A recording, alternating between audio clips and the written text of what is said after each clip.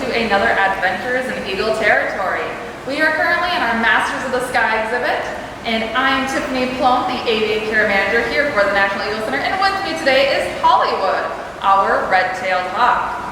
A lot of times people look at us and they say, why on earth does the National Eagle Center have a red-tailed hawk? Well, the reason why Hollywood is with us is because she is actually a bird that we use for training staff and volunteers and interns. She's a wonderful education animal. We want to tell you a little bit more about her.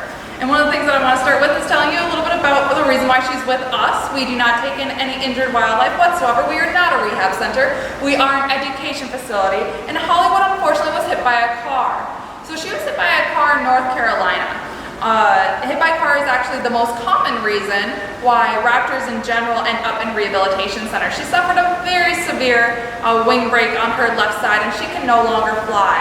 And so that's when she came to live with us. Oh, and we're gonna rouse here, which is a good sign of comfort. Oh, such a good girl.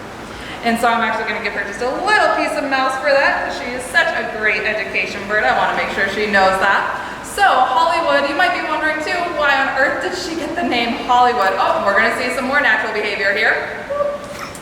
Oh, wonderful. And a nice tail wag there, she's quite comfortable. That was a poop, she can do that up to every 15 minutes. And we always joke and say that if you were here and the last one out of the room, you're the one that has to clean it up. So be glad you're at home right now.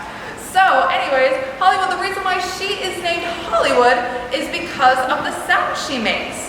So we naturally, when we watch movies and TV and commercials and things like that, and we see a beautiful bald eagle flying across the screen, we will hear this lovely sound. Now, that's the sound that we recognize as, oh my goodness, it does 3 times. All right, so that is the sound that we recognize as a bald eagle, right? No. That is the sound that Hollywood, not this Hollywood, but Hollywood out in LA would like you to think is a bald eagle, but that is the sound that a red-tailed hawk makes. Bald eagles sound a little less majestic.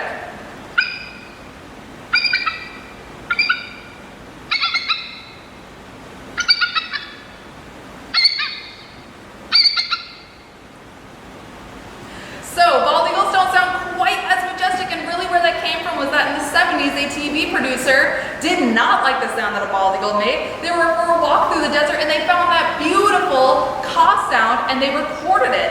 And that was a red-tailed hawk sound. And to this day, in 2020, you still see that sound dubbed over in movies and TV to show a bald eagle making what is a red-tailed hawk sound. We thought that was a little shady of them, and so we decided to name our red-tailed hawk Hollywood so that we could use that as a wonderful teaching moment.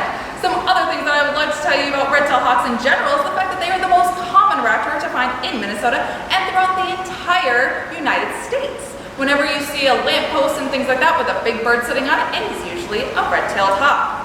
And of course I keep saying that name red-tail, and that's because they have a beautiful rusty red tail after their 2nd birthday. Their 1st year of life, they actually have a brown and black striped tail. Now that being said, you don't always get to see that nice tail. A lot of times you see them from the front when you see them along streets and highways and things like that. And so another way you can identify them, most experts would tell you to look for a belly band. It kind of looks like she's wearing a belt of spots. Now Hollywood is a wonderful example of this. However, not all red-tailed hawks have that. There's actually multiple different colorations of red-tailed hawks, and so the better way to look for it is a light bib. So she's got that very light colored top of her chest, and that's a much better way of identifying hawks because we'll show you another red-tailed hawk here that we have in our Masters of the Sky exhibit. And that red-tailed hawk does not have a belly band that's very visible at all. But what it does have is a very light colored chest at the top portion of it. Now, that's a really good way to tell them apart because when you see other hawks in the area, you can't always tell what you're looking at. But if they have that really light colored top, it's a really good chance it's a red-tailed hawk. Another similar sized hawk that you might find here in Minnesota is the rough-legged hawk, which you can see now. Now that you can see has a very dark, what might be confused with a belly band as well, but you can see that kind of goes across the entire chest. It has spots going all the way up to its throat, and so that is a dead giveaway that it is not a red-tailed hawk, but that is actually a different species of rough-legged hawk that you can find here in the wintertime. It's actually an Arctic species. All right, everyone, well, I hope you learned something from our wonderful ambassador, Hollywood, here. You We'll see you again. Thank you again for joining us for Adventures in Eagle Territory.